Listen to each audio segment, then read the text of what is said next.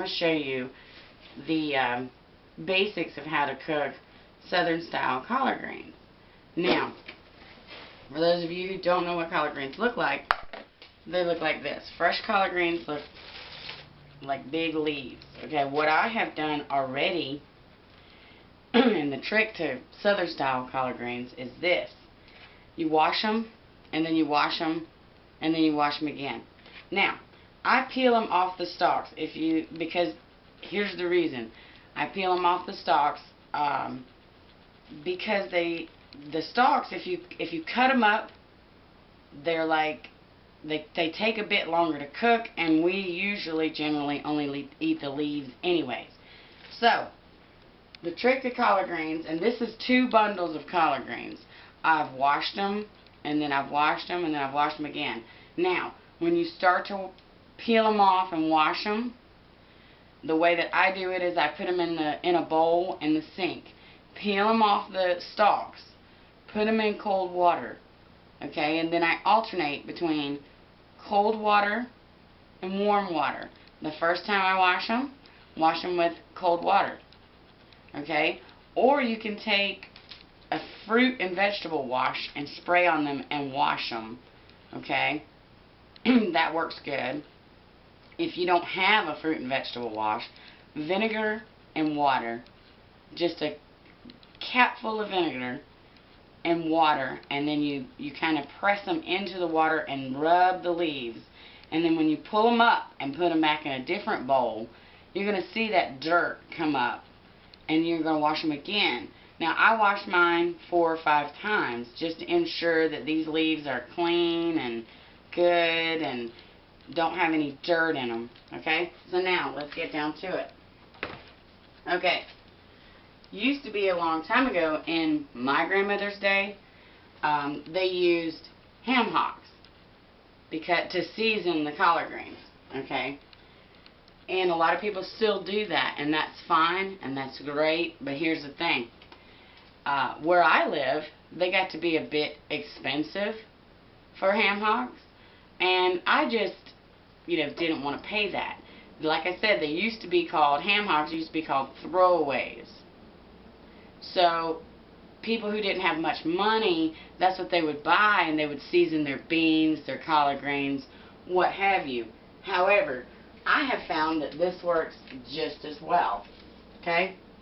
I'm going to take some smoked bacon and season these collard greens. Now, you see that I have an empty pot, and I did that for a reason. You can take a half a pack of bacon, smoked bacon, okay, and you can season your collard greens with it. Now, I have my bacon here, and I've cut open the package, and all I'm going to do, I'm going to wash my hand first. Okay, all I'm going to do is I'm going to turn on the stove. I have a big, nice sized pot, okay. I'm going to take a half a pack of this bacon, and I'm going to put it in the bottom of this pot. And you're going to make kind of like a stock. You're going to add some water to this once the bacon starts to cook a little bit. But I have a couple of bundles of collard greens. But this is a half a pack of bacon, smoked bacon. And it'll give it the same flavor, because what it is from the ham hocks is the fat that seasons the collard greens. Anyway, let me wash my hands. And I figured out quite a while ago that bacon would do the same thing for your beans, collard greens, things like that. And it's a bit cheaper. I don't know if it's cheaper where you live, but I know that it's cheaper where I live. For some reason the price went up for like ham hocks and things like that. So, I find that this is a pretty good substitute. Okay, the bacon is starting to cook, and you want it to cook a little, but you don't want it to fry. Okay? You don't want that bacon to stick or fry. So just kind of move it around, and it's kind of releasing some of the oil from the fat. You don't want it to be too oily. Or you can use chicken broth, actually, to flavor your collard greens. But I've always just done it this way with a meat. So that's the way I'm going to do it now. Nobody really eats the bacon. It's just in there to flavor it. So it's fine. You just kind of want to move it around. Okay, now, while it's cooking a little bit and starting to fry up, you don't want it to fry up. So I'm going to take about 4 cups of water, and it makes like a broth, and that's 2 cups of water. Okay, you just got it to release some of that fat and make like a broth. Okay, and this is another 2 cups of water, 4 cups of water. Okay, put a lid on that and let that cook just for 4 or 5 minutes. Okay, and then you can put your collard greens in on top of it and just put probably another 2 cups of water with it, and you're good to go. And it's going to cook, I say, an hour or 2 to get the collard greens. What you want is for these leaves to kind of soften up, okay, to where you can cut them easily. Once they start cutting easily in the pot, they're done. Okay, so you're just going to boil them for, I don't know, 2 or 3 hours is the way I do it, just to ensure that they're done. Once they're done, they're, you know, you can eat, everything's good. But we're just going to let that boil for like 4 minutes, and I'll come back when I add the collard greens to the pot and show you what that looks like. Okay, so we still have our pot of collard greens, you know, not going yet. I have made like a broth, got that bacon good and boiling. Now, we're going to add our collard greens to our broth, okay, and we just throw them in just like that. Okay, it's going to cool that water off some for you because these are kind of cold. But like I said, the trick to collard greens, the true trick, is to season them and wash them and wash them and wash them again. Now, it's not going to look like all this is going to fit in this pot, but it will. It'll fit. This is, like I said, 2 small bundles of collard greens. That's how they come at the store, is in nice little bundles. And you take the rubber band off of them and you peel them. And like I said, you wash them with like a fruit and vegetable wash, or just a cap full of vinegar in your water, because you just want all that dirt and grit off of them. You want them to be slick and smooth and all of that. Okay, now, some people season with just a pinch of baking soda. Collard greens do put off an odor, okay? Some people don't like that odor, so you can put a pinch of baking soda in with them.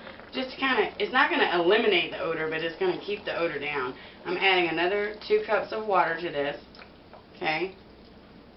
And then it's just going to boil down. So it's about 6 cups of water for 2 bundles of collard greens. And we're just going to season them with a teaspoon of salt. Okay, just like that. Just a little bit of salt in your water and your collard greens. That's not going to make them gritty, because the water is going to kind of make your spices dissolve a little bit. It's not going to turn around and make them gritty. Now, I use seasonal salt, a teaspoon of seasonal salt, and you have your bacon. Okay? And that's all it takes, really, to season Southern style collard greens. And your water is going to kind of get those spices to dissolve a bit. And you just take a spoon and just kind of push it down like that into the water, and those spices are going to dissolve. And then all you're going to do with collard greens is basically you just boil them. Like I said before, you just boil them, boil them, boil them for like 2 hours, and then they're ready to eat. Now, we cut them up and put them in a bowl and put pepper sauce on them. They're going to boil down. I can come back and show you what that looks like after they get done. But I'm going to put a lid on this. And I know this probably won't be ready. This video probably won't be ready to help anybody for Thanksgiving. Sorry for that.